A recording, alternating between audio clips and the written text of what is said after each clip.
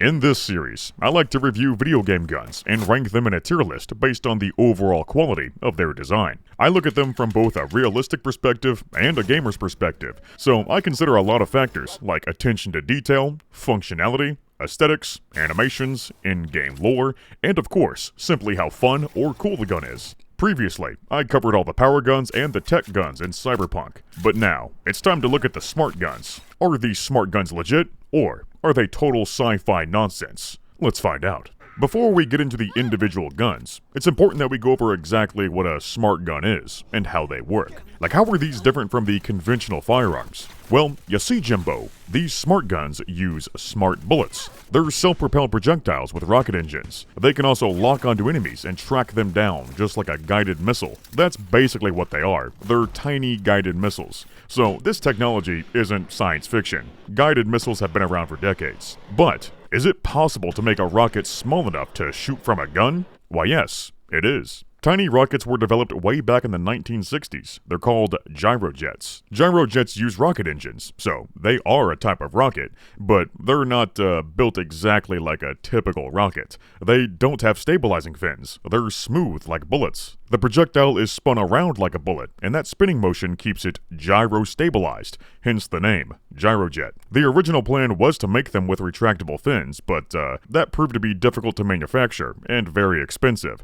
so they decided to cut costs by making them gyro-stabilized instead. But even then, these gyrojets were still really expensive to make. It is some pretty neat stuff, but unfortunately, gyrojets never really caught on. They're inaccurate, impractical, and unreliable. Turns out, trying to make a handgun shoot a rocket is kinda hard to do without having the whole gun fucking explode. The way it fires is really weird too. Instead of the hammer smacking the firing pin, and the firing pin smacking the cartridge, the hammer is on the other side. It's backwards, so it smacks the cartridge into the firing pin. It's a pretty goofy design, and that's probably another reason why this gun wasn't very reliable. With these smart guns in Cyberpunk though, I would assume they're all using electronic impulse to set off the rockets. That's exactly how most rocket launchers work these days. Electronic ignition is very safe and reliable. Overall, these gyrojet guns just kinda sucked. They weren't effective enough to justify the cost or further investment. So unfortunately, gyrojets failed financially and development got discontinued. But if development did continue, if they stuck to it and fully invested, then maybe gyrojets would be worth it someday.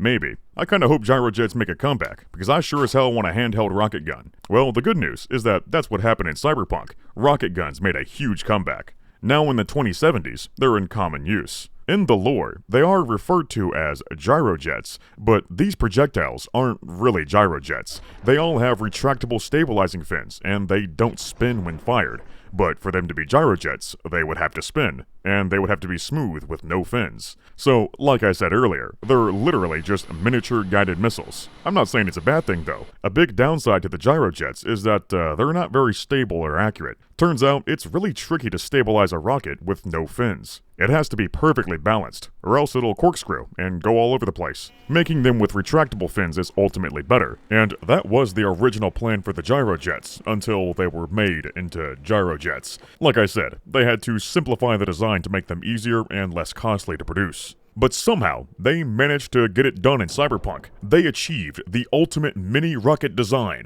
So, I can only imagine how expensive these rounds would be. Probably 1,000 eddies each. Well, that's not really the case, but I'll get to that part later. These things are also referred to as smart bullets, but that's not accurate either, because they aren't bullets, they're rockets. So they should probably just call them smart rockets. Or if you want to get even more technical, they should be referred to as missiles, because they use a guidance system. Any rocket that's unguided is a rocket, but any rocket that's guided is referred to as a missile. So I think the most accurate term here would be mini-missile, or micro-missile. But like I was saying, these micro-missiles use a guidance system to track down targets. That's what those big thingamabobs are for. They aren't scopes, those are the targeting systems. You also need to have a smart link to link the targeting system to your heads-up display. And since it's all linked to your heads-up display, there's no need to aim down sights. Well, you don't have a sight in the first place. Your only option is the targeting HUD. When you try to aim down sights, your character just cants the gun to the side a little bit. So with these auto-aim guns, all you gotta do is point the gun in the general direction of your enemy and pull the trigger. The smart bullets will do the rest for you. These targeting systems don't require a persistent line of sight, so that means you can lock onto an enemy and shoot from behind cover. The smart bullets will bend around cover to hit your target. Back in the day, we had the goofy bent barrel STG-44. It was designed to shoot around cover, but as you can imagine, it didn't turn out to be very effective. Meanwhile, in Cyberpunk, we got smart guns that are insanely good at shooting around corners. It goes without saying, but having something like this would prove extremely useful in combat. You don't have to worry about peeking the sniper and getting your head blown off. You can just hide behind cover,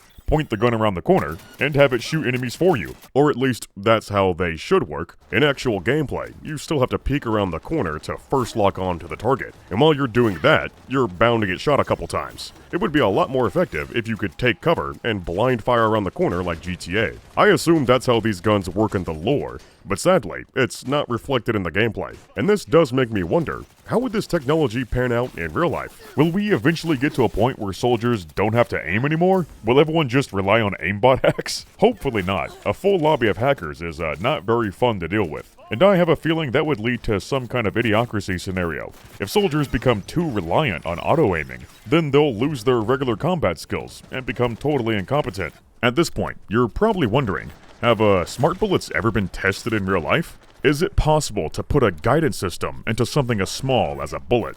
Why, yes. Smart bullet started development in 1998. That's when the first patent for a smart bullet was made. But it wasn't until 2012 did we get the first functional prototype made by Sandia National Laboratories. It uses a laser guidance system, and it has movable fins to steer it toward the target. It's a self-guided bullet too. The guidance system automatically steers the bullet when it recognizes that it's not on target. It's pretty genius. It's kind of like a laser-guided missile in that sense. But these aren't self-propelled rockets like the smart bullets in Cyberpunk. They don't burn up fuel during flight. They're still like a typical firearm cartridge. All the powder is burnt up when the gun is fired. And yes, it shoots the whole cartridge, casing included. That's like 65% more bullet per bullet. It may seem kinda silly, but it needs all that extra space to store parts for the guidance system and all that. Sadly, we don't have a demonstration of this particular smart bullet. But we do have some great footage of the DARPA X-Acto bullet. This one's a self-guided bullet too. Once the target is locked on, the bullet will correct itself till it hits the target. But it's a little bit different from the Sandia bullet. It doesn't use a laser, it uses optical guidance. That means it uses image processing to figure out where to go. It's pretty crazy technology. I don't know how it works, but it works. And it works pretty good. It enables inexperienced shooters to make mile-long shots on a moving target. Even if the initial shot is way off, the bullet will course correct and hit the intended target. These real-life smart bullets aren't quite as crazy as the smart bullets in Cyberpunk though. They can only glide toward a target and make little corrections on the way, so they're only useful for medium to long range. They're just moving way too fast to make harsh corrections at close range. Like, they can't do a full 180. But the smart bullets in Cyberpunk sure can. When it comes to their guidance systems, it looks like there's a bit of everything. Some of these guns use laser, some use radar, and others use optical guidance systems. Some may even have a combination of both. It's some really advanced stuff. These micro-missiles travel at a very slow speed, and they got some big steerable fins on them. That allows them to make harsh corrections at close range. I do think they're a bit too slow though. I can't really measure the velocity here, I just gotta eyeball it, so if I had to guess, I'd say they're shooting between 300 to 600 feet per second. It varies from gun to gun, and it looks like they adjust their velocity to hit a target. For comparison, pistol rounds shoot at about 1,000 feet per second. Rifle rounds are much faster. They can shoot at 2,000 to 3,000 feet per second, or even more. Meanwhile, these slow-ass micro-missiles are on par with airsoft BBs. They're so slow, in fact, that you can outrun them with the Sandevistan. If you really want to, you can activate the Sandevistan, shoot a smart gun, and then run in front of your own smart bullets. But sadly, you can't damage yourself by doing so, which is very unimmersive. It would be pretty funny if you could accidentally flatline yourself when using a smart gun. But apparently, these bullets are so smart that they can phase through your body via quantum tunneling. Friendly fire is not enabled. So, if you're trying to take the easy way out, I do not recommend using a smart gun. That simply won't work. I don't recommend using a power gun either. That won't solve your problems. A much better solution is the dopamine max by day drinking and gambling. Maybe the slow speed is also because they were trying to represent how real gyrojets have a low muzzle velocity. If you look at it that way, it's very immersive. But at the same time, it's not. Real gyrojets may have a low muzzle velocity, but you gotta remember, they're rockets. The energy isn't released immediately like a regular powder cartridge. The liquid fuel is burnt up over time, so it takes a second for them to reach maximum velocity. But once they get going, they can reach a velocity of over 1,200 feet per second. That's fairly quick. It's on par with a 9mm. With the micro-missiles in Cyberpunk though, their max velocity is super slow, but it looks like they hit their max velocity seemingly instantly. There is no build-up. They just zoom out the barrel instantly, all besides one gun that is, the Palica. These micro-missiles flop out at first, and then they get going. It would be cool if the other micro-missiles behaved more like this. They should start out with a low muzzle velocity, and then quickly speed up. The super slow velocity may help with their tracking ability at close range, but that also means they're sacrificing a lot of damage and penetrating power. The higher the velocity, the harder something hits. The slower it is, the softer it hits. So the damage of these missiles is handicapped quite a bit. Don't get me wrong, these micro-missiles would still be lethal, but they could be a whole lot more lethal if the velocity was doubled, or maybe even tripled. That would be especially necessary in Cyberpunk, because a lot of people have subdermal armor implants, and to properly penetrate armor, you need something traveling at high velocity. These high-caliber rocket rounds would rip up a fleshy enemy pretty good, but against someone with decent armor, I don't think they have quite enough raw power to penetrate. With the velocity being this low, they would probably just bounce off. And funnily enough, that's how it turns out in actual gameplay. These smart guns tend to have a very low damage, so they're not very effective in combat. And that brings me to the next section of this video. Smart guns actually kinda fucking suck.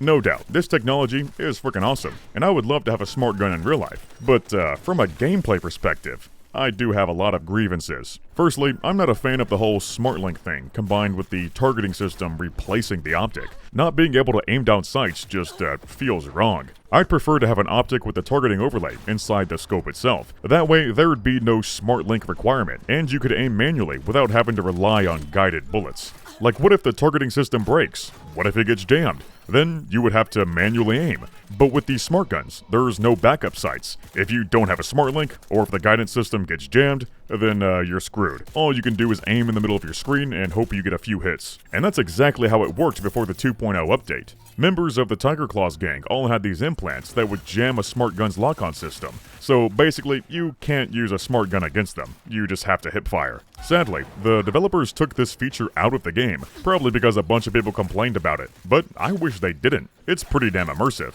In a world where auto-aiming guns are a thing, you can bet people would also use jammers to counter them. It's the same case with guided missiles on fighter jets. Their lock-on missiles can be countered by flares or some type of jammer. But if the guided missiles are totally countered, they can always fall back on using machine guns. You can always rely on doing things the old-fashioned way. So I think they ought to bring back the jamming feature to the game. It adds a whole lot of immersion and more depth to the gunplay. It shouldn't render smart guns completely useless though. They should also have a way to manually aim. By default, I think they should come with regular optics and unguided rockets. The targeting system and guided missiles should be treated as upgrades. And even then, the targeting overlay should be within the optic itself. The only smart gun that works this way is the Hercules. It has exactly what I'm looking for. Now, we just need all the other smart guns to have an optic like this. Also, the velocity of the rocket should be greatly increased to make them easier to manually aim with. A higher velocity also means they would deal a lot more damage and have more penetrating power. To coincide with that, they should nerf the auto-aiming strength. The missile shouldn't be able to do insane 180s and crazy maneuvers with all kinds of flips and turns and corkscrews.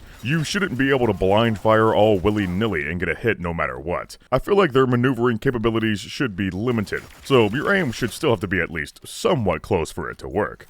Like, these smart bullets should be more about making small corrections, rather than being total aimbot guns. That'd be pretty cool, because I feel like the auto-aiming takes all the fun out of it. With these smart guns, there's no skill required. They do all the work for you.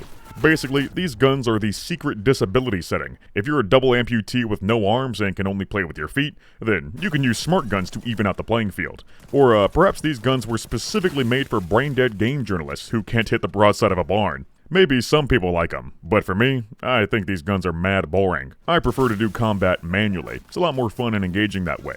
So, honestly, I didn't bother to touch the smart guns throughout my entire playthrough.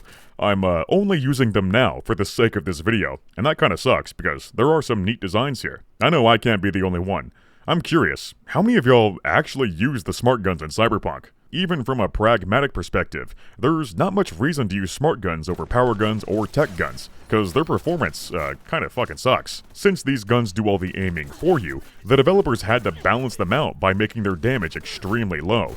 They have a really low headshot multiplier too, so even if these guns are always landing headshots, the damage is still absolute piss, especially with the automatics. Sometimes you gotta dump 15 shots or more in the body to kill, but if it's all headshots, then it'll only take 6 or 7 shots. But that's still absolutely ridiculous. It shouldn't take 6 headshots to kill someone with a rocket gun, especially when you look at how big these rounds are. They're freaking huge and would tear a giant hole into someone's skull. Even with a tier 5++ iconic variant on a maxed out character with 20 intelligence and all the related smart gun perks, the performance still isn't that great. I mean, sometimes they can shred if you get lucky with critical hits, but no matter how you slice it, their DPS is always outclassed by the tech guns and the power guns. I found that the Ashura is the only smart gun worth using. Now this one can one-shot headshot. It's pretty good. But as a whole, the balancing in Cyberpunk isn't that great. Enemies are already fairly spongy. The smart guns just make them feel even spongier. These micro missiles are about as lethal as a BB gun, but in reality, they would be absolutely devastating. It doesn't help that the automatic targeting system is really clunky and doesn't always lock onto the target that you're actually trying to shoot.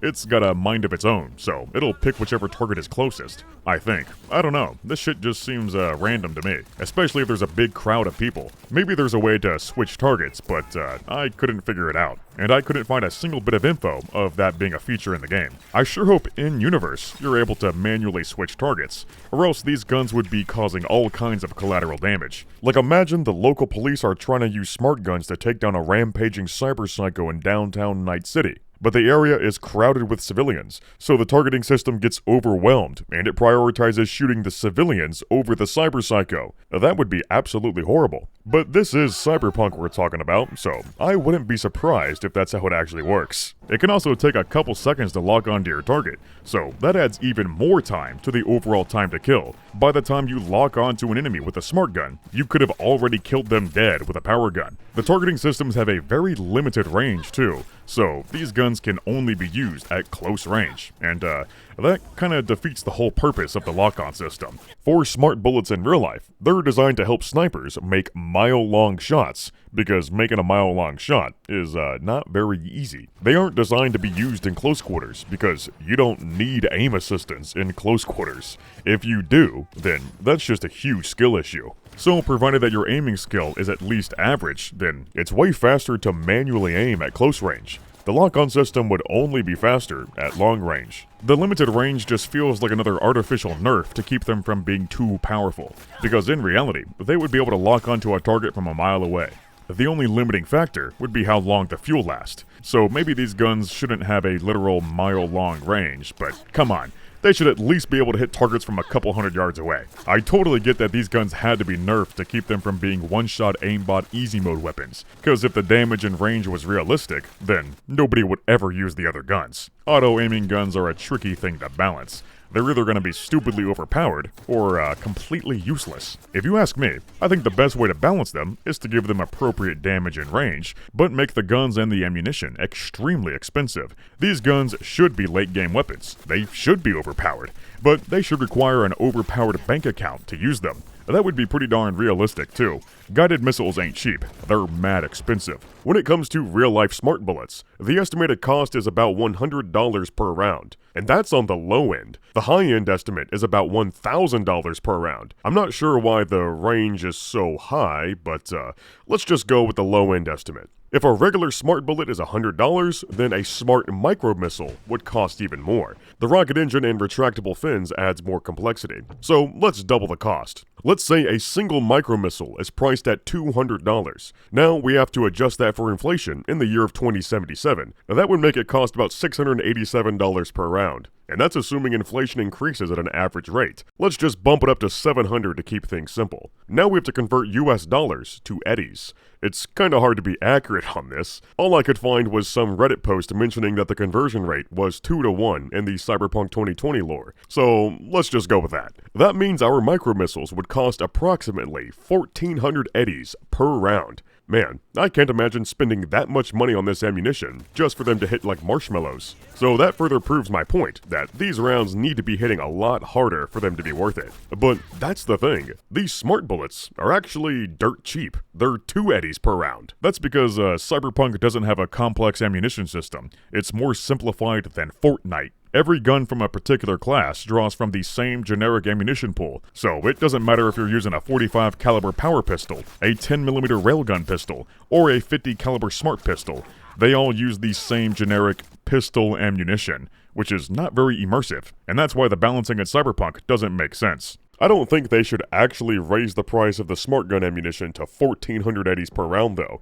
That would make them a little bit too expensive to use. That means it would cost 140,000 eddies just to shoot 100 smart bullets. All those bullets could be gone in a few seconds, but getting 140,000 eddies could take a couple in-game hours. But alongside the balancing, the economy of Cyberpunk doesn't make any sense either. The prices are often greatly lowered so the player can buy expensive stuff without having to grind the game for 1,000 hours straight. For example, a condo in downtown that would cost millions of dollars is closer to 100,000 in-game. The same goes for cars. They're often multitudes cheaper in-game when compared to the lore. So for the sake of gameplay, perhaps these micro-missiles should be closer to about 100 eddies per round. And when I say that, I'm talking about the sniper smart round specifically. The less damaging pistol rounds should be much less, perhaps around 20 to 25 eddies. The rifle and shotgun rounds could be somewhere in between, at about 40 to 50 eddies per round. I feel like that's pretty reasonable. They're expensive, but not unobtainable. Either way, these guns should be balanced as late-game weapons.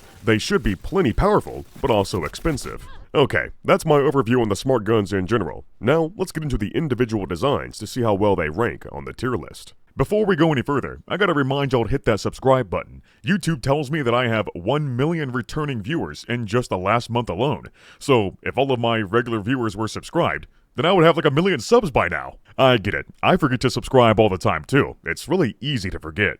But now that I'm reminding you, there's no excuse. So, if you're a big fan of these videos, then go ahead and subscribe. I got plenty more awesome gun reviews on the way. And now's the perfect time to talk about today's sponsor, Raycon. Mother's Day is coming up soon, and if you're thinking of a gift to get her, then you ought to treat her to a nice pair of Raycons. You'll probably see these Raycon ads all the time and think nothing of them, but they're genuinely pretty good. I've tried other earbuds that are over $200, and sure, they're good, but Raycons are half the price for the same quality. Dare I say, the sound quality is actually better than some other premium brands. It's so crisp and punchy. I love using these things to listen to metal. They get my head banging. For the gym especially, it gets me hella pumped. They're super comfortable too. They fit snug and never fall out. The commands are convenient as well. All you gotta do is little taps to pause, skip, or change the volume. You can also turn on awareness mode, which will allow you to hear what's going on around you. Or you can keep them in noise cancellation mode to really focus in on your music. Overall, these little earbuds are pretty dang convenient. They charge quick, and the battery lasts for 8 hours, but the case itself can hold 32 hours worth of charge. It'll wirelessly charge the earbuds when you put them in, so you'll never have to worry about being stranded with dead earbuds. There's also an option for an outer protective case, which will keep those earbuds extra safe. And it'll keep them safe in style. They got some really cool designs for it. You can go to buyraycon.com/brandyboy to get 20% off site-wide.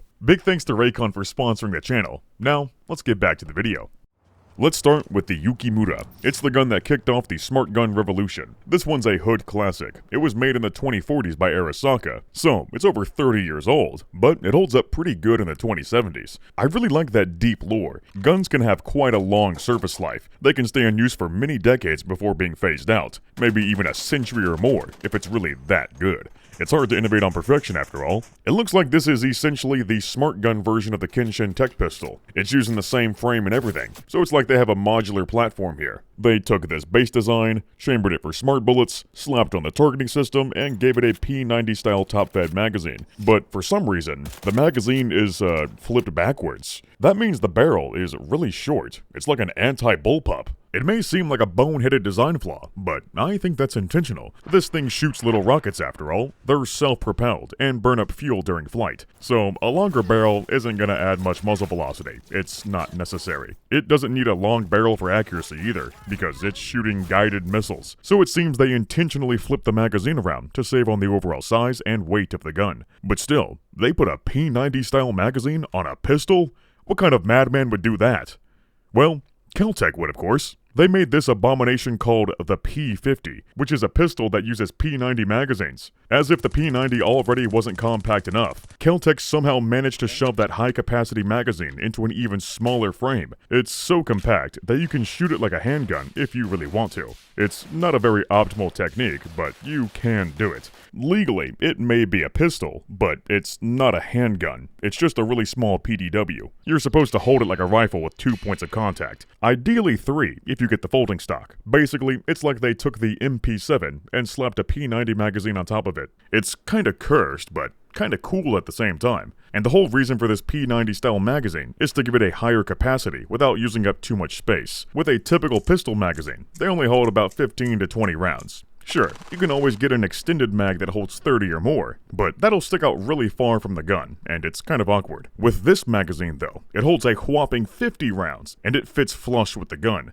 It's a pretty good design actually, and it's cool to see it here with the Yukimura. It's almost eerie how closely it resembles the P50, and the craziest part is that Cyberpunk came out in December of 2020, and that very same month, images of the Kel-Tec P50 got released. I swear, Kel-Tec had to be in on it. They were probably in cahoots with the Cyberpunk developers, which would perfectly explain why their guns are so cursed, but functional at the same time. But of course, these guns are totally different. It's mainly the magazine and the silhouette that are similar, so maybe this is just a coincidence after all. The Yukimura is a true handgun, not a PDW, so the magazine is shrunk down to fit its frame. Instead of 50 rounds, you get 30, which is still a whole lot more than a typical pistol mag, or at least that's how it works in gameplay. In reality, there's no way this magazine could hold 30 rounds, because these rockets are freaking huge. They're pretty long too, so not even a single rocket could fit into this skinny magazine. These rockets need to be shrunk down a whole lot for them to fit. It seems like this is a problem with all the smart pistols. They all shoot these giant rockets, which look to be copy-pasted from the other smart guns. But if you look at the official art for Cyberpunk, it does show custom ammunition for the Yukimura. It looks kind of like a 9mm, but with retractable fins and a rocket engine. I also noticed they put a little angry face on it. That's pretty funny. It's too bad they never got around to putting this model in-game. They probably ran out of time and had to cut corners. But still, they didn't have to make an entirely new asset. They could have at least scaled down the rockets so they would fit. I found it interesting how the targeting system has what looks to be an old TV screen. I wonder if I can watch SpongeBob on there. But no, it's an optical guidance system. It locks onto targets with advanced image processing. In the concept art, it states that the bullets are programmed with tracking data right before the gun is fired. That's pretty crazy. I don't know how this technology would work, but then again, the real-life X-Acto bullet works this way. It seems like sci-fi magic to me, but it is real. Another weird discrepancy is that the slide stop and the magazine release are flipped. The magazine release is on top, but the slide release is on the bottom. It seems like such an odd mistake, because they got it right with the Kenshin. The top button is the slide release, and the bottom one is the mag release. That's exactly how it should work. Well, you never actually see your character use the slide release though. You always rack it by pulling on the slide, which is a perfectly fine technique. You don't have to use the slide release. Some people like to pull back on the slide instead. It all comes down to preference really. But we know for sure this is the slide release, because they press the other button to release the magazine. And that's exactly how it's labeled in the concept art. But in the art for the Yukimura, the labels are flipped. And that's how it works in gameplay. You press the bottom button to send the slide forward, and you hit the top button during a mag change, which seems totally wrong. But perhaps this was a very intentional switcheroo. You see, the Yukimura doesn't have a slide. They put the magazine there instead. And looking back at the concept art, it's not labeled as a slide release, it's a bolt release. So this thing has a bolt, not a slide. But still, it is kind of odd how they would switch those buttons around. Would that even be mechanically possible? Maybe, but at this point, this gun is so different from the Kenshin that they probably should have just used an entirely new design, instead of using the same platform. This is a rocket gun after all. It shoots the whole thing down the barrel, so it doesn't need a slide, or an ejection port, because there are no casings. All it needs is something to push the rounds out of the magazine and into the chamber. It looks like this moving part up front does all that. When you pull out the gun, it slides forward and chambers around. It also moves when you press the bolt release, so I guess this is the bolt as they call it. But it's not a traditional bolt by any means. It doesn't push the rounds into the chamber. It's in front of the magazine, so it must be pulling the rockets into the chamber. It's an atypical way of feeding ammunition, but it is a thing. It's also got exhaust ports on the side, which is a pretty neat detail, cause that's exactly how gyrojet guns are built. The ports allow the exhaust from the rocket to vent out from the side, rather than having it all build up inside the barrel. Otherwise, it would trap in a whole lot of heat and create a huge fireball. Besides all of that, I do think this is a pretty decent design. It's okay, but nothing special really. But the iconic variant called Skippy? Oh yeah, this one's freaking awesome. Skippy's found on a dead thug in a dark alleyway, behind a dumpster no less. When you pick it up, you'll be greeted by an AI that talks to you through a cute little bullet avatar. What the hell are you? User inquiry. Technical specifications. HJKE11 smart gun with built-in AI. Experimental model. Name. Skippy. So, Skippy is more than just a smart gun. He's a companion that fights by your side. Stone cold killer. My kind of gun. Adjusting settings. Bum bum be dum bum bum be dum bum. Ugh. Selected mode. Stone cold killer. Happy slaughtering. He's like your emotional support gun. The best part is his dialogue. Increasing volume by 66%. Name. I'm not deaf. Understood. Hearing within norm. Possible issue, low IQ. Reducing speech rate by 33%. My name is Skippy. This little guy has more character and likability than any companion in Starfield. Stop. Fun fact. According to traditional Christian doctrine, you are going to burn a new magazine. Message to user. Thanks, Joe. Sometimes he'll also hum Disturbia by Rihanna. Bum bum be dum bum What- bum be What dum, are you bum. doing? I'm making the wait more pleasant with a soothing melody. And while you're in combat, he'll antagonize your enemies and rattle off crime statistics. Fun fact.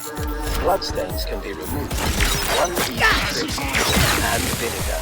Follow me, soldiers! What now? Fun fact. The human brain remains active for up to several minutes after decapitation. Fun fact. The vast majority of murders are committed by men. The downside is that Skippy isn't 100% reliable. Sometimes he'll prematurely discharge. Error. Premature discharge. I'm sorry. This never happens. But that's okay. It's happened to all of us. And sometimes he'll straight up troll you. Are you happy with the autonomous shooting function? Please jump to confirm. But you know what? I don't even mind. Skippy is fucking hilarious. Having a goofy little smart gun that says the most hilarious shit with a deadpan tone is peak dystopian gun design. It's like the ultimate gun to represent the world of Cyberpunk. It's completely absurd. It doesn't really feel like a serious firearm. It's more like a toy than anything. If Skippy was real, you can bet that I would buy him in a heartbeat. So, that's exactly what I did. Seriously, they sell this as officially licensed merch. It's pretty freaking cool. But sadly, this one doesn't shoot little rockets. It shoots these little gel balls. There's fucking shit going everywhere. And you also have to aim manually. There's no guidance system on here. The gel balls aren't guided. But there's no way to precisely aim because there's no sights on here. You just gotta point shoot. Which further proves my point that these smart guns should have some kind of backup sight on them. And weirdly enough, you don't put the gel balls into the magazine. You put them into the targeting system. It would be pretty epic if they can make this use a detachable magazine, just like in the game, but this is a toy after all, so I don't really expect them to go that far. And yes, it does come with the voice lines. Possible issue, low IQ. Reducing speech rate by 33%. My name is Skippy. Bruh. Testing will take approximately 47 seconds. Bum, bum, be dum, bum, bum, be dum, bum. Test successfully completed. This thing's fucking cool. Skippy version 0.01 alpha is running correctly. The grip's a lot comfier than I expected. It's got these little finger grooves, and a little groove for your thumb. But my theory about the safety being awkward to use was correct. I can just barely reach it with my finger. I have to adjust my grip to be able to actuate it. I can't say the tang is very ergonomic either. It likes to bite into the knuckle of my thumb if I don't hold it in a very specific position. And now that I'm holding the gun in my hands, it really does feel awkward to have to cant the gun sideways while aiming. Like, why does your character even do that? Why can't they just hold it straight? And if you are gonna cant the gun, just, do it with one hand. That's actually comfortable. And it is a legit technique. Just don't do it totally sideways like a gangster. Also, the magazine is a lot skinnier than the in-game model. It's about 25 millimeters in width, I measured. So that means it's pretty small. Here's a 9 millimeter for comparison. As you can see, that is quite skinny. It wouldn't actually be able to fit any ammunition in it. The in-game model does look fine though. It looks like it's about 35 millimeters in width, which is perfectly fine. The only thing this toy does better is that the weapon light actually turns on. It lights up when you shoot. I shall demonstrate. Oh fuck, I'm gonna get fucking gel balls everywhere. They're fucking bouncing all over the place. As you can see, it does flicker when you shoot though, so I guess it's actually trying to mimic like the muzzle flash or something. But hey, it still works. Meanwhile, the in-game version doesn't actually do anything. It just sits there like a decoration. You can't turn it on, which is kind of lame. But yeah, this is definitely the best purchase I have ever made in my entire life. Boy, I sure do love consumerism. If I was just rating the base model Yukimura, I'd probably give it an average rating. But the iconic Skippy variant is so epic that I'm gonna have to put this one at the very top of meme tier. I might be a little bit biased because I bought one in real life, but it truly is the memeiest gun in all of Cyberpunk. Next up is the Kappa, which looks a whole lot like the Yukimura. That's because it's basically a reskin. It uses the same rig and the same animations. They just changed a few details here and there. This one isn't made by Arasaka though, it's made by Tsunami, their rival company. I'm guessing Tsunami saw how successful the Yukimura was, so they ripped off their design and made a few improvements to steal all their potential customers. That seems pretty darn realistic to me. Cyberpunk is quite an immersive capitalism simulator, and you know what? I do prefer the Kappa's looks over the Yukimura. It's got a sharp look to it. The grip especially looks really nice, very ergonomic. However, they totally forgot to give it a bolt release, a mag release, and a safety. Like, how the hell do you forget all of that? I mean, this is a smart gun, so I guess it can read your brain and automate all that stuff. But even if that is the case, you should always have a manual backup. I don't trust this tech to work flawlessly. The Kappa doesn't have multiple exhaust ports either, just a single vent, which would be less efficient at venting out those rocket flames. Even worse is the goofy trigger. I don't know what's up with these water gun style triggers in Cyberpunk. It's a pretty common theme. Same thing goes for the gap in the trigger guard. It's a reoccurring design on a lot of Tsunami guns. But this gap in particular is really tiny, so it's not detrimental to its function. It just adds a little bit of style. The targeting system looks pretty wild too. If you squint hard enough, it kind of looks like the Xenomorph from Alien. It's kind of ugly, but weirdly cool at the same time. I don't mind having these reskins too much. It does add some lore and variety to the weapon pool, and from a realistic perspective, it is very efficient to have a bunch of guns that share the same platform. But from a game design perspective, where there's only a limited amount of guns, I would rather have guns that are entirely unique with different animations. That way, each gun would stand out and feel special. But these guns are so similar that I had no clue they were different guns until I started working on this video. There's not much that sets them apart besides their firing mode. The Yukimura shoots in a 3-round burst. It's only full auto when hip firing, but the Kappa is always full auto. That's pretty much it. Other than that, it's the same gun. So, I don't have much else to add with the Kappa specifically. I think the outward design is cooler than the Yukimura, but in terms of functionality, the Kappa is actually worse. There's no epic meme variants to make up for those mistakes. So, I think the very best I can do for the Kappa is a spot in the C tier. Now, let's look at the A22B Chao. It seems to take inspiration from pistols like the Wellrod and the Ruger 2245. It's a sneaky silence pistol with a simple tube-like structure. It's a pretty slick and timeless design. I always like it when sci-fi guns go for a more streamlined and practical design, rather than being polluted with a bunch of random details and greebles. It's not like this one is overly simplistic and bland either. It's got a unique style to it, and little details here and there that make it stand out. The Chao strikes a good balance. It's simple, but also stylish. I like the simplicity of the targeting system too. The other smart guns tend to have these really big, ugly boxes. But this one is a sleek laser pointer. It works perfectly for this pistol, because it's supposed to be small and concealable. Now, the function of the Chao is what really makes it special. It has 4 barrels, and it doesn't have a magazine. But somehow, it's able to hold 21 rounds. Like, what the hell? How is that possible? Well, that's because all the rounds shoot straight from the barrel. There is no chamber, there's no loading system needed. It's just a tube with ammunition in it, and you swap out the whole barrel during the reload. I really like the animation on this one. It's very satisfying. Once you hit the mag release, the gun automatically ejects the whole barrel. Then you plop in a new one, and it automatically locks back in. It may seem wasteful to swap out the whole thing, but that's just how this gun is designed. It's like a disposable stealth gun, which means it lines up pretty good with the well rod inspiration. With the well rod, the grip and the magazine are all one part, so you gotta take out half the gun during the reload. It looks kinda funny. It's a similar case with the Chao, but instead of taking out the whole grip, you replace the whole barrel, or the multiple barrel assembly I should say, cause this is basically a volley gun. It's not a typical pistol by any means. Remember, it doesn't have a magazine. The barrel is the magazine. All the ammunition is stacked in there front to back. It's just like a Roman candle. But these rockets are a lot deadlier than plain fireworks. Unfortunately, the ammunition isn't actually modeled, probably because the devs never expected some madman to examine their guns this closely with the free cam, so I can't blame them for not going the extra mile here. You wouldn't be able to tell in regular gameplay anyway. But that's how this design works. It's something called a superposed load. And you don't really see superposed loads with firearms these days.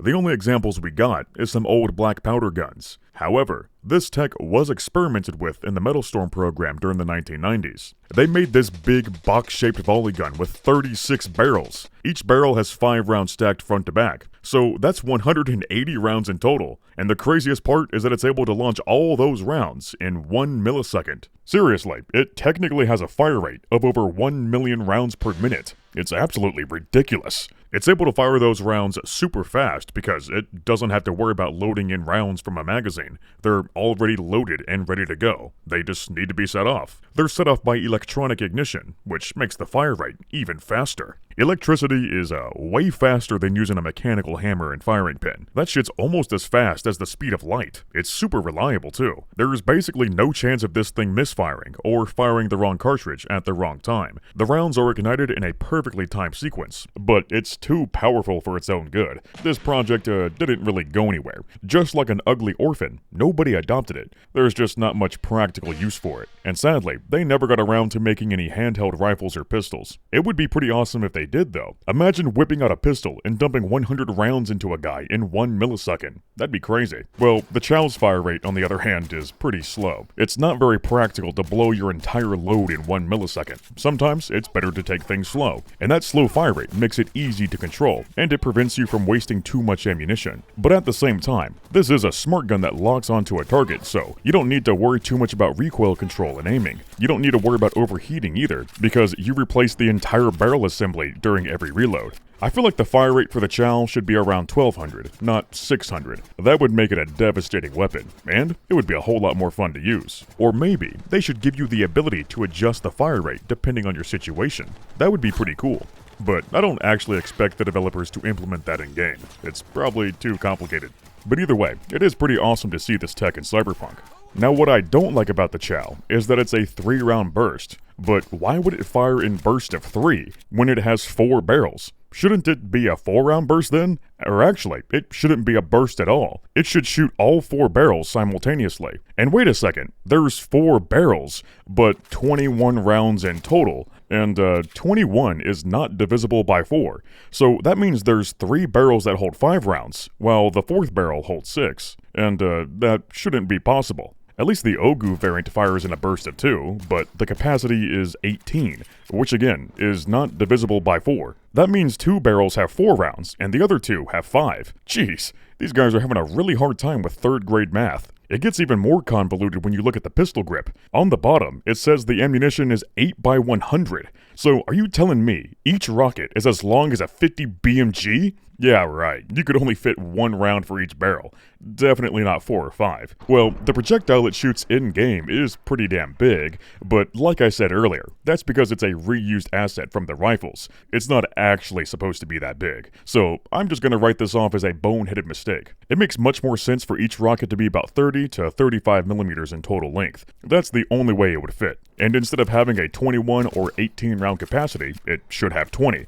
That means there's 5 rounds per barrel. There you go. That's not so hard to figure out. So besides all that chicanery, the Chao is genuinely a great design. It looks functional, it looks cool, and the animations are satisfying. The Chao is very close to perfection. It's one of the best sci-fi pistol designs I've ever seen. They just need to model the ammunition and straighten out the numbers. Then it would get a spot in S tier. But as is, I say the Chao belongs in A tier. Okay, now let's look at the DB4 Palica. This one is yet another double-barrel shotgun. We've got the Igla, the Testera, the Satara, and now the Palica. That's pretty crazy how there's so many double barrels. You think these guys would come up with something new by now. Like, this is the future, but the double barrel simply refuses to die. It is eternal. To be fair, some gun designs are timeless, so I can appreciate what they're going for here, and it is cool to have all these variants. But at the same time, there's only 9 shotguns, and 4 of them are double barrels. That means almost half of the shotguns in Cyberpunk are double barrels. If there was like 25 shotguns in total, then I wouldn't mind there being so many double barrels. But when there's only 9, I think they should focus on making unique designs, instead of rehashing old ones. I'd say the Palica is my least favorite double barrel, mostly because it's a smart gun, and I don't really use smart guns. But it doesn't help that the design is really goofy too. It's quite the bubbled abomination. It's held together by duct tape and zip ties, so chances are this whole thing would fall apart. I can already imagine it to make that funny Lego brick noise as it falls into multiple pieces. The foregrip here is pretty cool. It looks exactly like a Magpul AFG too, but it's not attached by a rail. It's strapped in with a zip tie, so it would easily fall off after one shot. And what's even stupider is that your character doesn't use the foregrip. They hold this gun with one hand, like a pistol. So why put the foregrip on there then? It's completely pointless. And if you're gonna use it like a pistol, then you might as well cut off the stock to make it a true sawn-off. They ought to finish the job, seeing as they chopped off the whole damn barrel. All that's left is the receiver and the stock. And the craziest part is that this isn't some home-cooked shotgun. This is a factory-built gun, made by Rostovic. They're, Serbian, of course. They specialize in making cursed double barrels, it seems. In the Cyberpunk universe, Slavs excel at making really cheap guns that are barely held together, but are still somehow functional, and some of them are ridiculously overpowered at the same time. It doesn't make sense, but it is funny, so I'll let it slide. What's not excusable though, is that your character doesn't operate the top lever during the reload. To reload a break-action shotgun, you need to actuate the top lever, but the Palica doesn't have one. Instead, your character is able to break it open with a simple flick of the wrist. Either that or the gun automatically opens because it's a smart gun that reads your brain. I'm gonna go with the former option though. That seems more fitting for this ultra-bubbed gun. The barrels for the Palica are replaced by these, 2 big bricks. It almost looks like this thing has 2 Fallout laser rifles as its barrels. But no, these are the things that hold the rockets. It's a volley missile launcher. It's got 8 barrels per brick, and 2 rows of missiles. It's using superposed loads, much like the Chao. But unlike the Chao, it shoots all 16 barrels at once, so that's 16 missiles per trigger pull. I also think it's neat how the rockets flop out the barrel at first, then they ignite and zoom towards the target. I think this is the only smart gun where the projectiles start out slow, and then speed up. It's pretty immersive, because there's basically no barrel length on this thing. The rockets don't have any time to build up speed before they leave the barrel. They have no choice but to flop out before the engines kick in. And damn, 16 missiles at once is pretty insane. Imagine hitting someone in the face with 16 micro missiles. That would make their face look like Swiss cheese. That's some extreme overkill. I think it would be more sensible for it to shoot 1 barrel at a time, with 8 missiles per shot. That would make a lot more sense, because when you load this gun, you only load it with 8 missiles per barrel. You don't load a second array, it's just 1. So as it turns out, this gun isn't using superposed loads at all. The second array seems to be summoned from the realm of oblivion. It's really confusing how this gun works. When you shoot 1 time, you reload only the left side, which makes perfect sense for a regular double barrel. But this gun in particular shoots both sides simultaneously. So even if you shoot 1 time, you would still have to reload both sides. 16 missiles at once isn't feasible anyway. These missiles are placed really close together, so when they come out the barrel and the fins deploy, they clip into each other. They should probably space them out more, and make it shoot one side at a time so the missiles don't ram into each other. So no matter how you look at it, this gun should be shooting one side at a time with 8 missiles per trigger pull. That should be more than enough to kill one guy. It should be, but due to Cyberpunk's terrible balancing, you can't one-shot body shot with this gun. Even a whopping 16 micro-missiles to the chest isn't enough. And this is with a fully upgraded Tier 5. That's absolutely ridiculous. These guys eat smart bullets for breakfast. You can only one-shot basic enemies if most of the missiles hit the face, which is pretty silly. It should only take one missile in the face to kill. It doesn't help that the range for the lockout system is absolutely abysmal.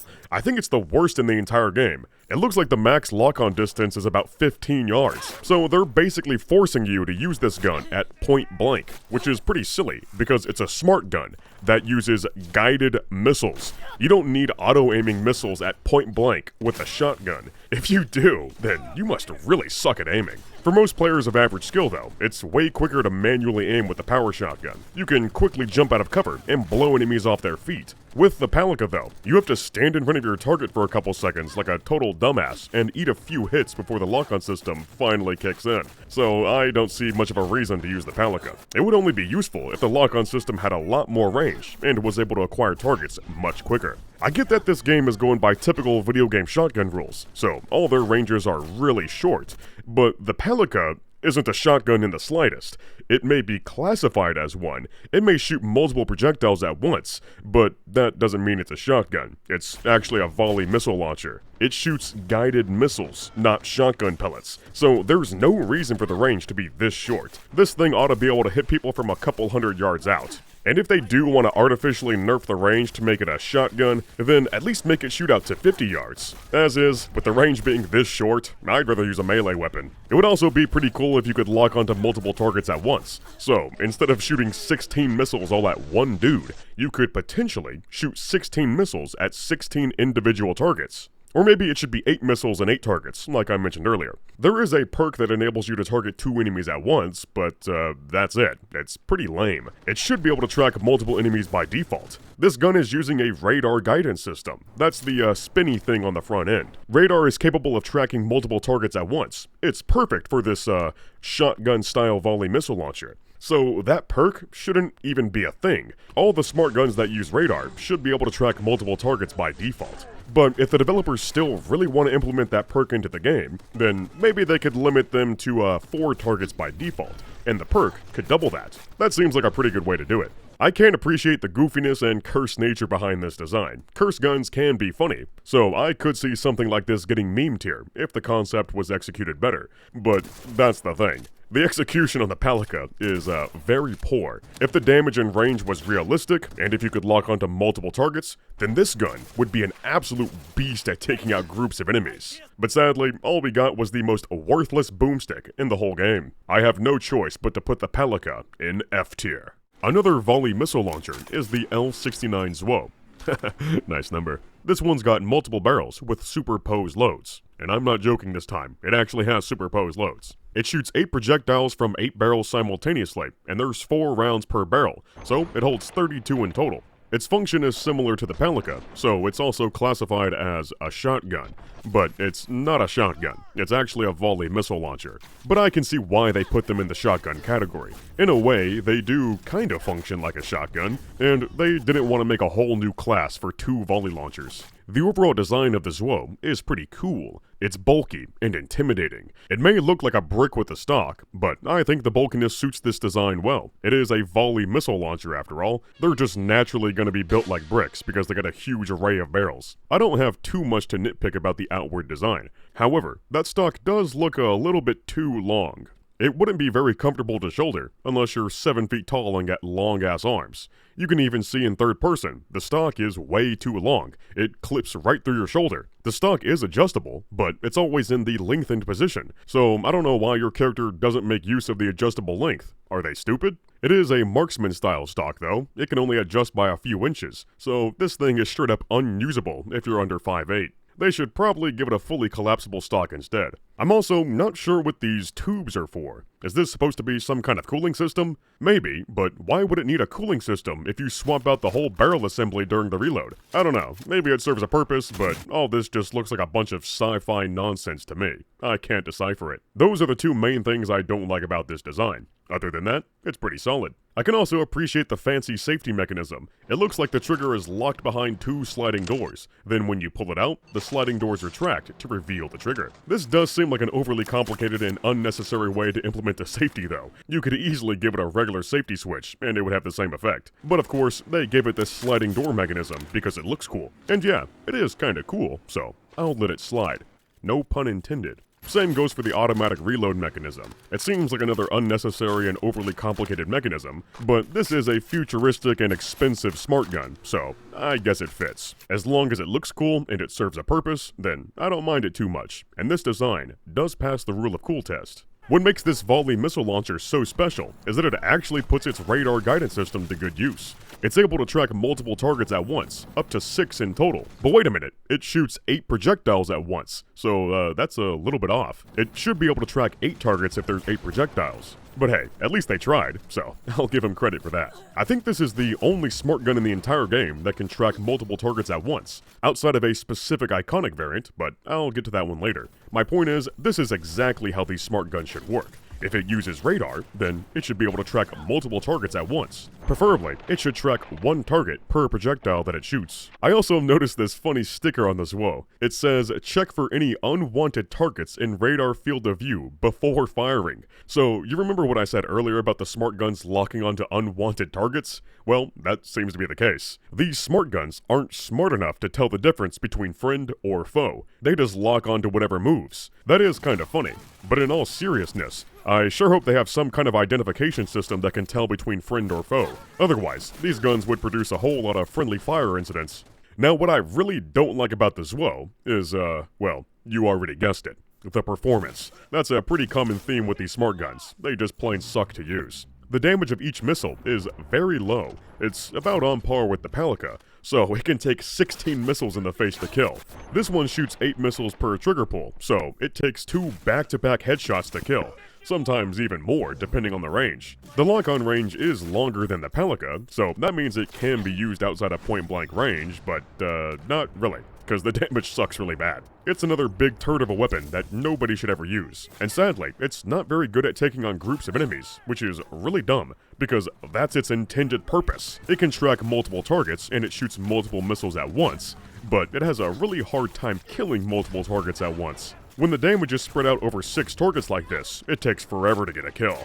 Remember, it takes 16 missiles in the face to kill one guy. Multiply that by 6, and it'll take a whopping 96 missiles to kill only 6 dudes. So that means you have to pull the trigger 12 times and reload 3 times before anyone actually dies. And that's assuming you get all headshots at close range. Don't even ask me how many body shots it would take at long range. Probably 400 plus. That's some absolutely pathetic damage. Dare I say, it's on the same level as Fallout 4's balancing. If each missile could one-shot headshot though, then oh boy, this launcher would be an absolute monster. And thankfully, the iconic variant called Ba Jing Chong is an absolute monster. It shoots explosive rounds that do a really big damage. This variant in particular is really good. It actually kills people. It's one of these few smart guns worth using. Dare I say, it might actually be a little bit overpowered. But that's a good thing. An explosive volley missile launcher should be overpowered. It's a fucking volley missile launcher. It can take out huge groups with ease, and it blows them into little pieces. Literally, their limbs go flying all over the place. It's freaking hilarious. It makes me want to yell out, Bajinga, every time I get a kill. I absolutely love this thing. It's super fun to use. Exploding people is my favorite pastime. That kinda sounds like something Adam Smasher would say. And funnily enough, the Ba Jing Chong was owned by Adam Smasher. It's his souped-up version of the Zhou. Well, it was his, until you kill his ass and steal the crafting spec for it. It's too bad you could only get this on the final mission of the game. For your entire playthrough, you just had to deal with the shitty base model that can barely harm a fly. I really wish the regular Zhou came with explosive rounds. That would make it infinitely more useful. That may take away from the iconic status of the Ba Jing Chong though, so to fix that, I propose that we simply make this one shoot ultra-high explosive rounds that do even bigger damage. That would be epic. They should also fix the magazine capacity, cause this one only holds 8 missiles per mag, or a multi-barrel assembly or whatever you want to call it. You can only shoot this gun one time before having to reload. The capacity says 2, but it shoots in a 2-round burst, so you would think it's shooting 16 projectiles, but it's not.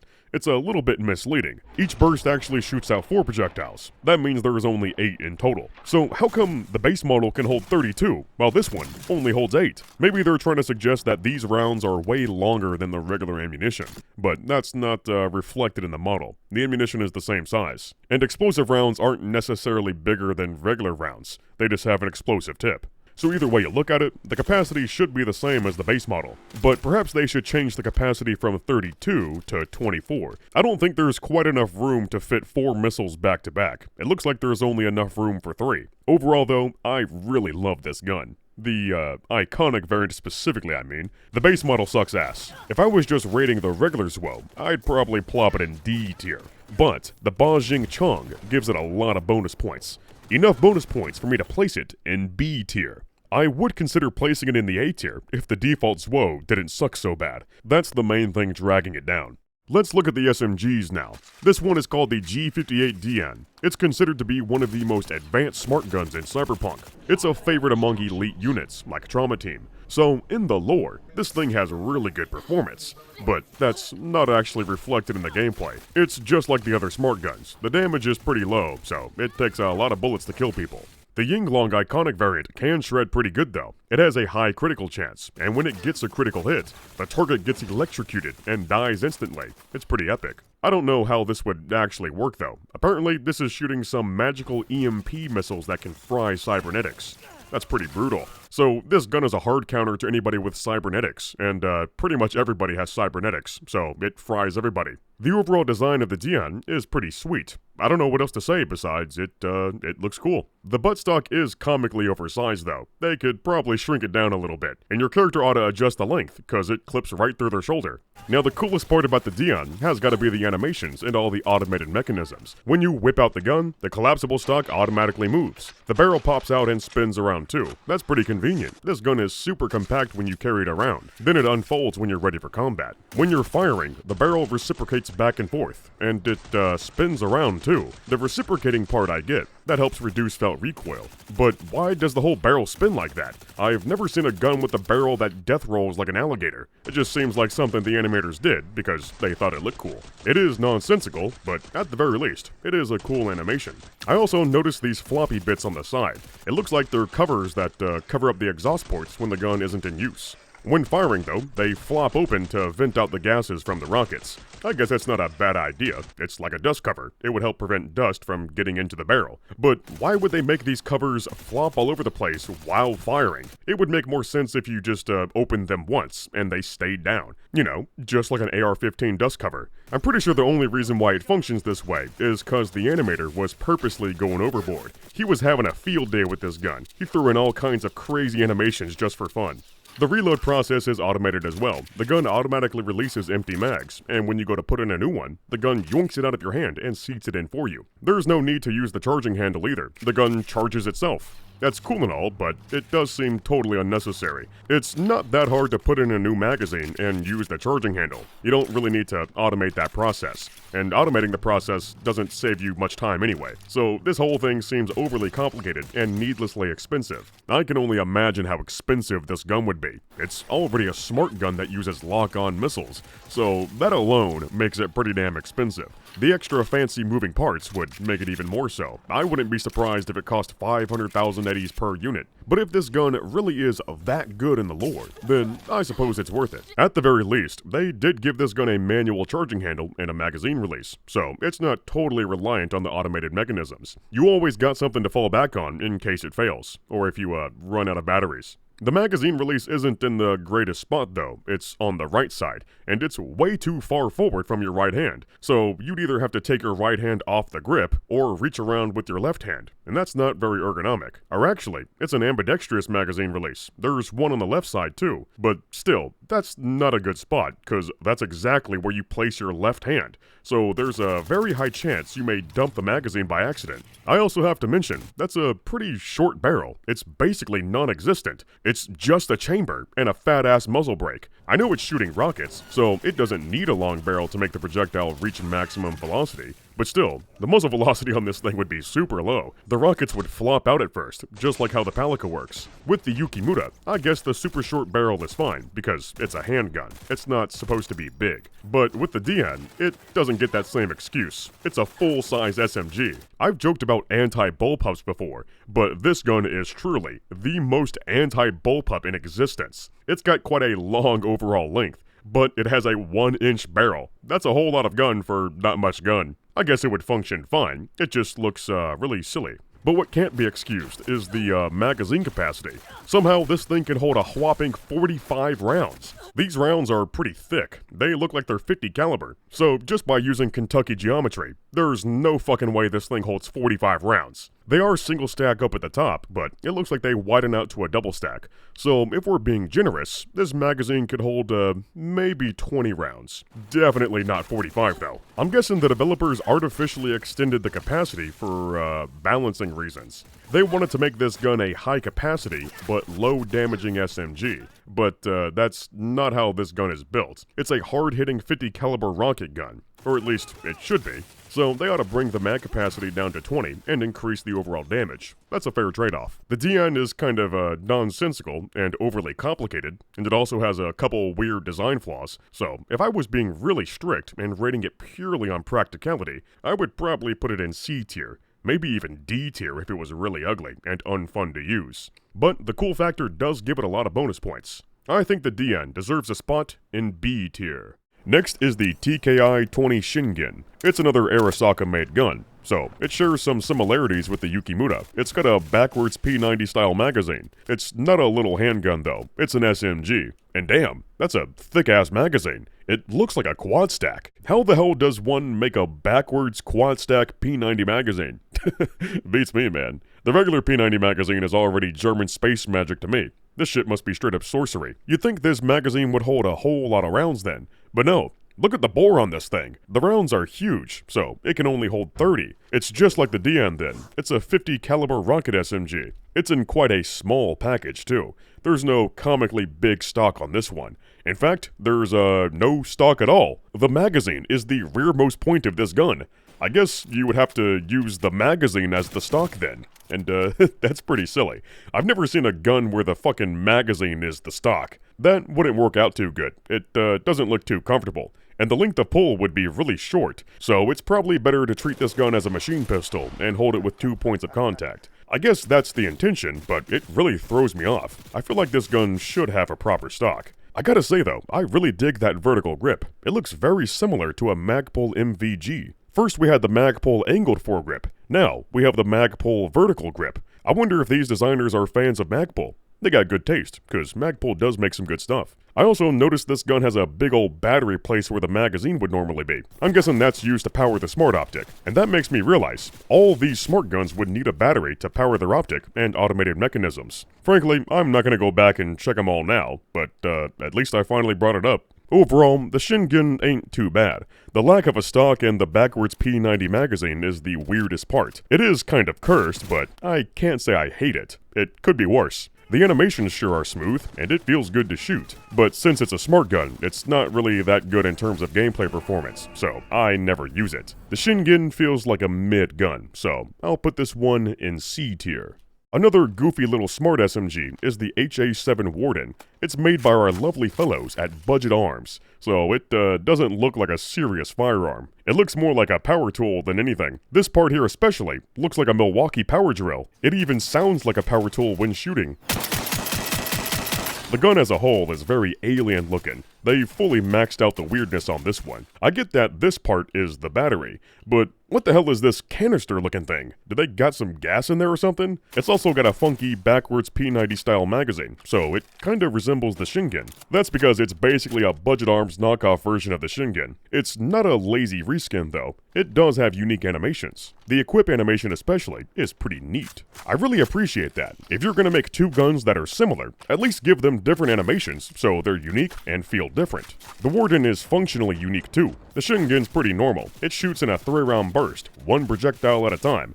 but the Warden shoots out 4 projectiles simultaneously in a square pattern. So that doesn't make any sense. How the hell is this thing shooting 4 projectiles in a wide square pattern if it only has 1 barrel? Either you gotta give this thing 4 barrels or make it shoot normally. And even though it's shooting 4 missiles at once, 1 trigger pull only takes away 1 from the total magazine capacity. And you can shoot this thing 40 times. 40 times 4 is 160. So you're telling me this magazine holds a whopping 160 micro missiles? That is absolutely absurd. I thought the Dian was too high, but the Warden is even crazier. It's not a simple budget gun at all. This magazine uses advanced pocket dimension technology. The Pizdits version does function normally though. It has a 20-round magazine, and it shoots in a super quick 4-round burst with 1 projectile at a time. It's pretty neat. I really like how this gun feels. This is exactly how the Warden should function by default. It's actually physically possible. Another quirk with the Warden is that it speeds up the longer you hold down the trigger, so you get rewarded with a higher fire rate by mag dumping. I don't know how this could work on a firearm. Guns don't magically increase their fire rate like that, but this gun seems to be functioning more like a power tool with an electric motor, and the motor speeds up the longer you hold down the trigger. So for this specific gun, I think I'll give it a pass. It is an interesting gameplay mechanic too. Also, I have to mention, the unique variant called Pizdits, apparently that's a really vulgar word in Russian. It roughly translates to huge fuck up. In the description, it says it's called that because the last word people say before they get killed by it is Pizdits. So basically, they're saying, oh fuck, I've made a huge mistake, and now I am dead. That's kinda funny. All we need now is the iconic Suka Blyat. That lore lines up pretty good with the weapon's performance, cause this iconic variant in particular shreds pretty hard. It's a power tool to be reckoned with. Out of all the automatic smart guns, this one has gotta be the most powerful. I guess you could say it's a little bit overpowered. But really, it's more like all the other smart guns suck, and this is the only one that's properly balanced. I can't say I like the Warden that much though. It's a really weird and ugly gun, and functionally, it doesn't make any sense. I get that it's bad on purpose, and that is respectable, but that's not gonna save it from a bad rating. I'm gonna put the Warden in D tier. Now, it's time for the Sidewinder. I don't have much to say about the design. It's literally just the copperhead assault rifle, but with a shorter barrel and a smart targeting system. They also added exhaust ports to the barrel, which is a nice detail. That helps disperse those rocket flames, and it looks freaking cool. However, your character holds their fingers right over the exhaust ports, so that's not a good idea. Their fingers are getting cooked like hot dogs. So with a rocket gun like this, you can't really use a regular grip. They should probably give it a vertical grip to keep your hands well away from those hot flames. But hey, since it's a reskin of a power gun, that means this is the only smart gun that has backup iron sights. It's frickin' genius. But sadly, you can't actually use them. They're just sitting there, taunting you. It is a pretty good idea to take a regular power gun and convert it into a smart gun. Logistically, that seems very efficient. It shares the same parts, and that means you don't have to learn how to use a whole new platform. But at the same time, I do wish we had more variety, rather than having so many reskins. The Sidewinder isn't anything special, and the performance especially is unspectacular, so I literally never touched this thing. The iconic variant called Divided We Stand does stand out though. It's got a bright yellow skin with an NUSA flag painted on the magazine. This thing screams freedom. But unfortunately, it's all bark and no bite, because this gun sucks even harder than the base model. It's able to target 5 enemies at once, which seems like a great idea, and that's exactly how the smart shotgun should work. If it can shoot multiple rounds simultaneously, then it should be able to target multiple enemies simultaneously. So the problem here is that this assault rifle isn't shooting multiple rounds simultaneously. It can only shoot 1 missile at a time, and the missiles don't focus in on one target before moving on to the next one. Rather, they flip-flop between 5 guys, which effectively makes the DPS 5 times slower. It doesn't help that the missiles will sometimes corkscrew and veer off into random directions. I guess the poor accuracy is because the missiles are confused and don't know which target to hit. At first I thought this was a problem with just this variant, but turns out it's a problem with every Sidewinder. Man, I thought these things were supposed to be smart guns that never miss, but the Sidewinder is far from smart. It has a very low IQ, so I guess you have no choice but to call it a retard gun. These things ought to get recalled for being defunct, and the company ought to get sued for making a bunk product. But this is Cyberpunk, so that's never gonna happen. The corporations hold no responsibility for their shitty products. So, gameplay-wise, the poor accuracy sucks ass. But lore-wise, I do think it's a neat detail. The reasoning here is that this is a cheap modification to the Copperhead. The targeting and guidance systems aren't quite as optimized as the other smart guns. It really makes you feel like this is a cheap modification, rather than a beautifully engineered and unique design. So you know what? That's pretty damn immersive. I do like it when lore is reflected in the gameplay. But still, the Sidewinder's not very fun to use, and the iconic variant especially sucks pretty bad. The damage is already low as is. It can take 10 to 15 shots to kill one guy, and since it's spreading that damage across 5 guys at once, you have to dump 3 to 4 magazines to get a kill, sometimes even more. It depends how often the missiles miss. Once you get there, it does kill 5 guys at once, so I guess technically the long-term DPS is the same, but in the short term, it sure ain't. And short-term DPS matters a whole lot more. It's much more efficient to focus all your damage on one enemy at a time, because that means you're getting rid of people shooting back at you. This multi-targeting feature would only be useful if the damage was realistic, and I put that theory to the test by tweaking the damage values myself. So now, these guns actually kill people. I'm able to wipe out a whole squad in just a few seconds with one magazine. That's exactly how it should be. I shouldn't have to dump 15 to 20 rounds to kill one guy. It should only take about 5. So when these guns are properly balanced, this iconic variant is actually awesome. It really is a shame that the poor balancing absolutely ruins it. Besides that, it's got some really unique ammunition. It has a chance to explode into a big poisonous cloud, which deals damage over time. I guess it helps kill them a little bit faster, but it doesn't really make a big difference. You're much better off just shooting them to death, rather than relying on the poison to kill them slowly over time. And these poison rounds aren't very consistent either. Most of them are duds. They don't go off. There's only a small chance for them to explode into a poisonous cloud. So, what's going on here? Are these poison missiles seriously that poorly manufactured? Or does your character only load a couple poison rounds per magazine? Well, it's neither. It's just an RNG mechanic, because this is an RPG shooter. Either way, I don't see why they would make a missile that releases poisonous gas.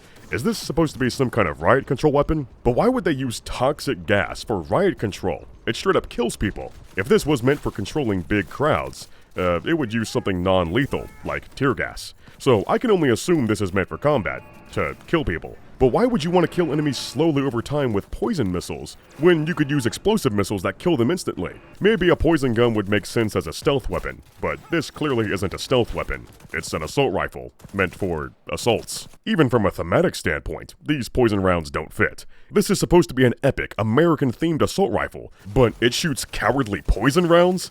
Only a dirty commie would use something so cowardly. Obviously, it would be way more American if it shot explosive rounds. And the colors of the explosion should alternate between red, white, and blue.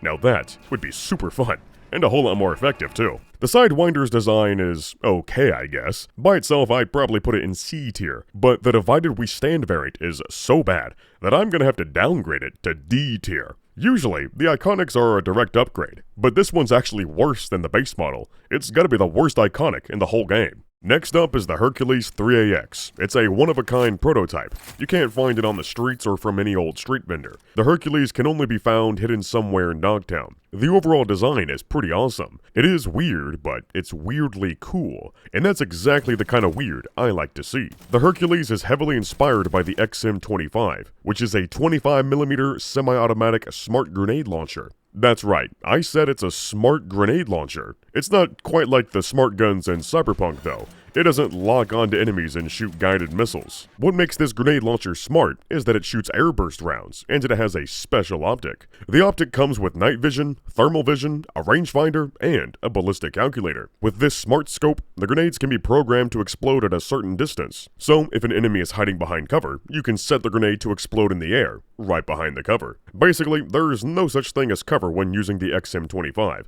It's a hard counter to all those campers hiding behind concrete walls. When this thing was first deployed in Afghanistan in 2010, it proved to be an extremely effective weapon. It could take out machine gun nests with ease. Soldiers frickin' love this thing. They nicknamed it the Punisher. It's so scary that their adversaries would literally run away in fear. But unfortunately, a single misfire kickstarted a chain of events that ultimately led to its demise. In 2013, during a live-fire training exercise, the gun misfired, and it left the user with superficial injuries. Even though the safety mechanism worked perfectly and prevented the whole thing from exploding, this misfire still tarnished the XM25's reputation. Higher-ups in the army removed the weapon from the field due to, safety concerns. They thought the weapon was too dangerous and unreliable. Then funding got cut, contracts got cancelled, one thing led to another, and eventually in 2018, the whole program got terminated. There's other reasons too, like its heavy weight, its high cost, and also it doesn't help that the XM25 is a war crime. Turns out, using 25mm explosive rounds on human targets is against the, St. Petersburg Declaration of 1868. Funnily enough, it's because the rounds are too small. Any explosive round under 400 grams isn't allowed to be used on humans. If it's over 400 grams, though, then it's technically not an explosive bullet. It's classified as explosive ordnance. So a 40mm grenade is chill, but a 25mm grenade, which is smaller and less powerful, is somehow more dangerous and inhumane. Sounds like some fuck-ass logic if you ask me. And those silly technicalities don't actually matter in war. As I always like to say, it's not a war crime if you win. And oh boy, the XM25 was one hell of a war crime machine.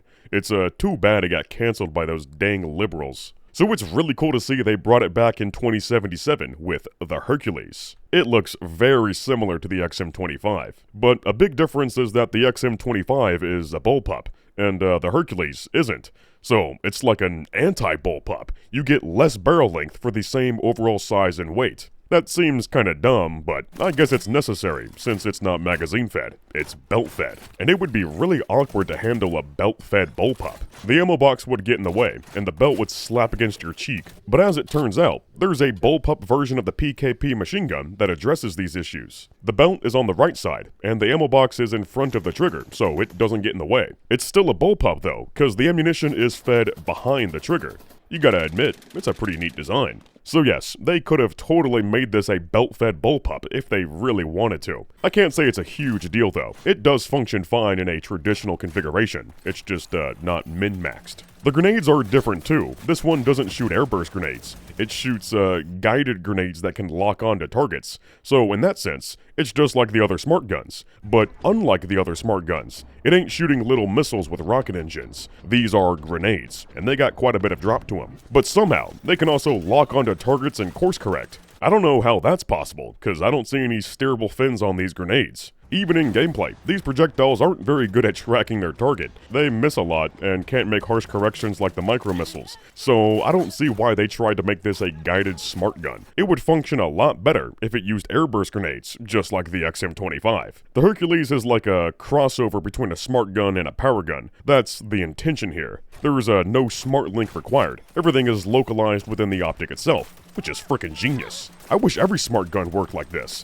That means you can manually aim, and you don't have to rely on cyberware. But when you're aiming down sights, it always locks onto targets, and it shoots out 3 projectiles simultaneously at a very slow rate of fire. And that shit looks really silly. The grenades don't come out of the barrel, they spawn directly from the optic. Obviously, that's not possible. Guns don't shoot from the optic, they shoot from the barrel. But that's exactly how they work in most casual shooter games. The developers trick you into thinking a projectile comes out the barrel, but really, it's just a hit-scan laser that's lined up with the sights. And sometimes, they put a fake tracer round in there to trick you even further. But when they do make a gun that actually shoots projectiles, that whole facade is completely ruined. They did a pretty good job masking it with the other smart guns.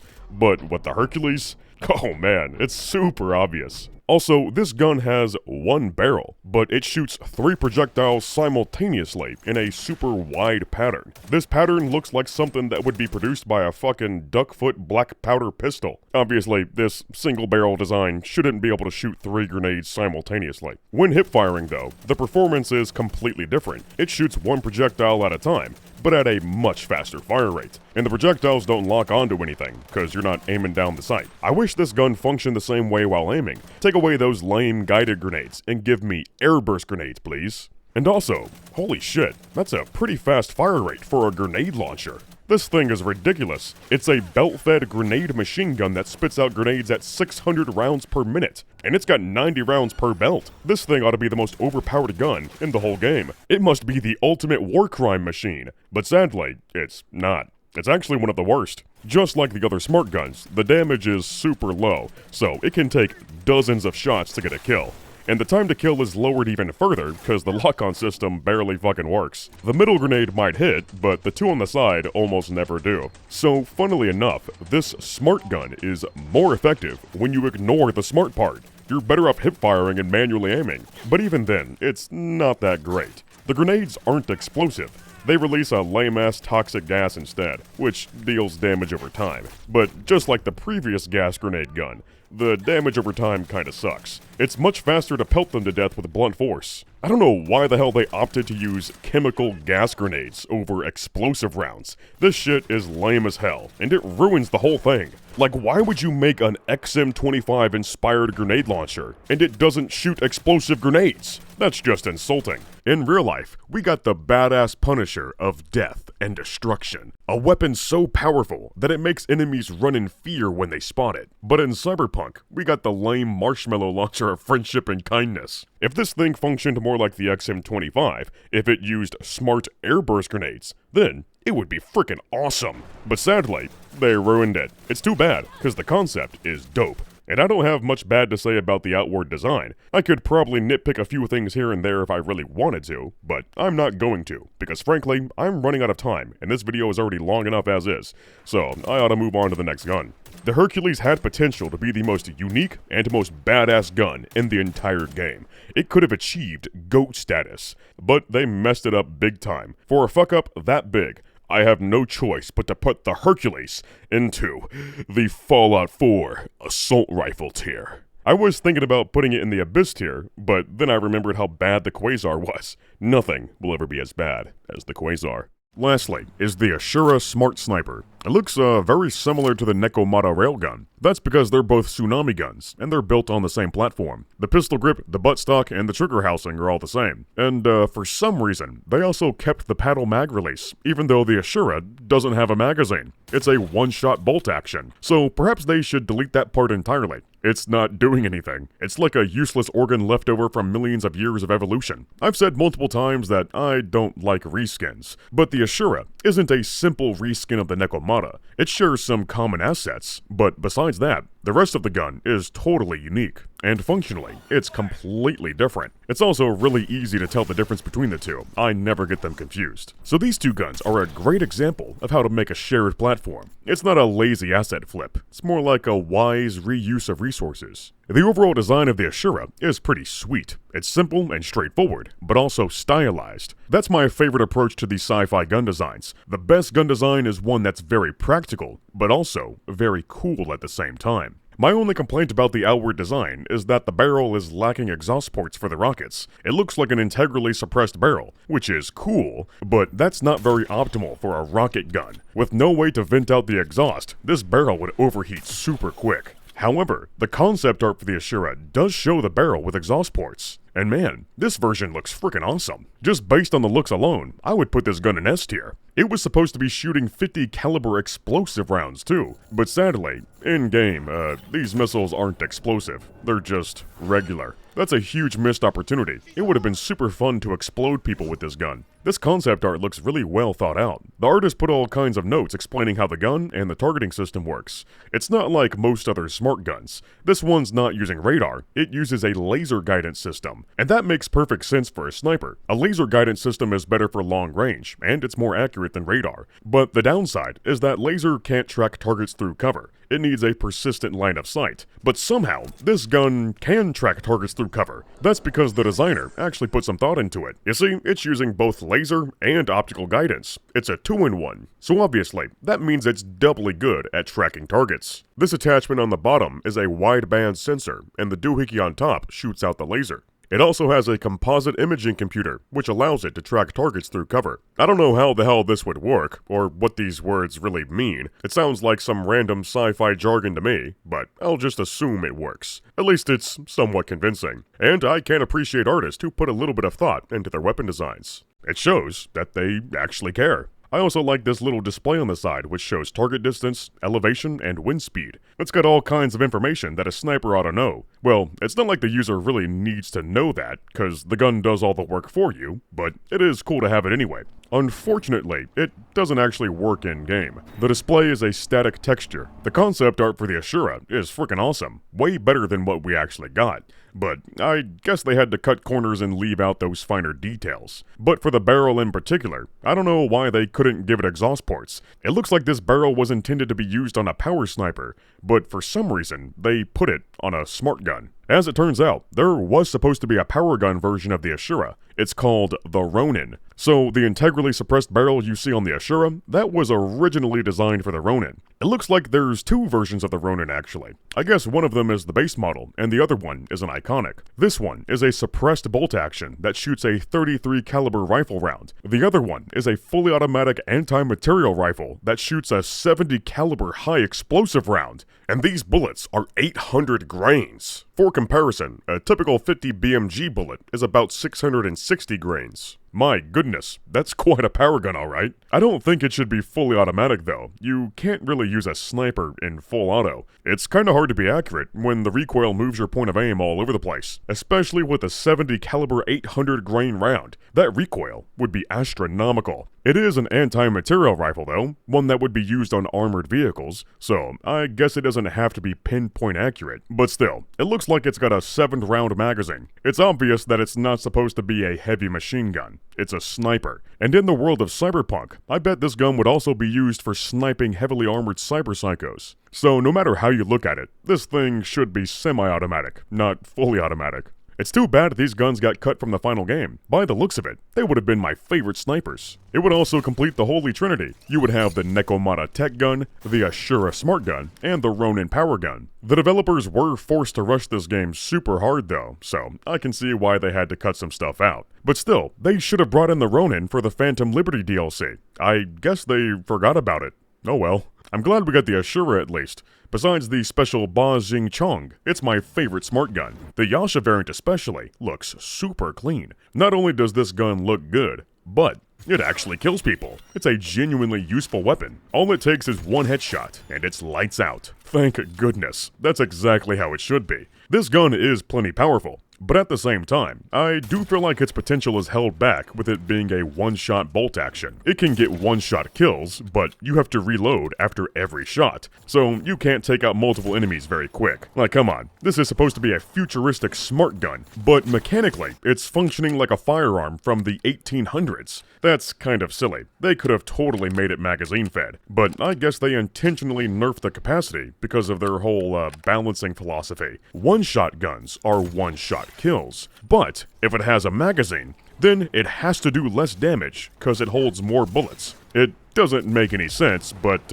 I think that's their logic. This is a simple and reliable mechanism though, so in terms of functionality, I can't complain. This gun would function perfectly fine. A lot of the other smart guns have all kinds of fancy moving parts, and they're automated, but the Ashura is super simple, and it's manually operated, so you can bet it's gonna be the most reliable smart gun. It'll never fail on you. And I do have to admit, that one-shot mechanism gives it some extra oomph. The animations are really cool. It feels really good to operate this gun. I also found it interesting how it has an ambidextrous AR-15 style charging handle, and your character will switch back and forth on which side they charge the bolt. If you're using this gun for long-range sniping, then I guess fast follow-up shots aren't the priority. It's not built as a short-range DPS killing machine. But that's the thing. You can't actually snipe with this sniper. You're forced to use it in close quarters. The max range for the targeting system is about 50 yards. Anything past that, and you have to manually aim. But you can't manually aim, because there's no scope.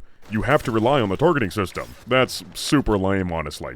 A smart sniper should be able to lock onto targets from a mile away. That's exactly how smart bullets work in real life. So for this gun especially, it should work like a real-life smart sniper. The targeting system should be localized within the optic, and it shouldn't use micro-missiles. Instead, it should use powder-based cartridges. These micro-missiles are cool, but they wouldn't be good for long-range sniping, because the fuel would run out. Real gyrojets, for example, have a range of about 50 yards before the fuel runs out. But with a futuristic version, they may be able to optimize their efficiency and get them to go for a couple hundred yards. That does seem to be how they work in Cyberpunk. When you shoot these missiles out in the middle of the desert, they keep going in a straight line until they disappear. But that's likely just a gameplay limitation. I don't think they could actually go for a mile in real life. And even if they could, the low velocity isn't great for sniping. For long-range sniping, you want something moving really fast, preferably over 3,000 feet per second. These micro-missiles, though, are super slow. So, either way you look at it, I think this smart sniper should be using something very similar to the real-life X-Acto bullet. But I can see why they made the Ashura this way,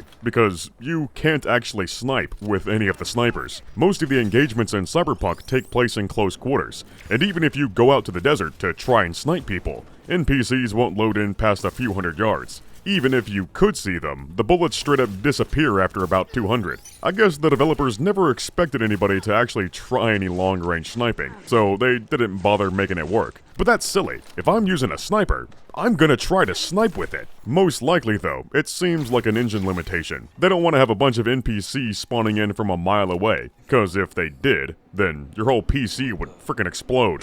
For what it is, I do like the Ashura. It's a good design, but it could certainly be better. With those suggestions I talked about, it could achieve a spot in the unobtainable S tier. But as it is, I say the Ashura belongs in the, B tier. Yeah, that's good. And finally, that wraps up everything wrong with the guns in Cyberpunk 2077. This is the finalized tier list, which includes everything. All the power guns, the tech guns, and the smart guns. As you can see, it's a big ol' mixed bag. Most of the guns are in the middle. They're not bad, but not that great either. Only a small portion are genuinely great with minor flaws. There's also a sizable chunk at the bottom that are absolutely horrendous abominations. And of course, there's a select few that are straight up hilarious. They may be bad, but they're so bad that they're good. So they belong in the legendary meme tier. It was a fantastic journey in Night City, my boys, and I sure had fun examining these wacky sci-fi gun designs. But now, I must rest and move on to the next batch. Let me know which game you'd like to see next, and maybe someday I'll get to it. No promises though, these videos take a long time to make, so if you really enjoyed, make sure you quick hack that like button. As always, let me know what y'all think in the comments, and if there's anything I got wrong myself. Okay, I'll see y'all in the next video.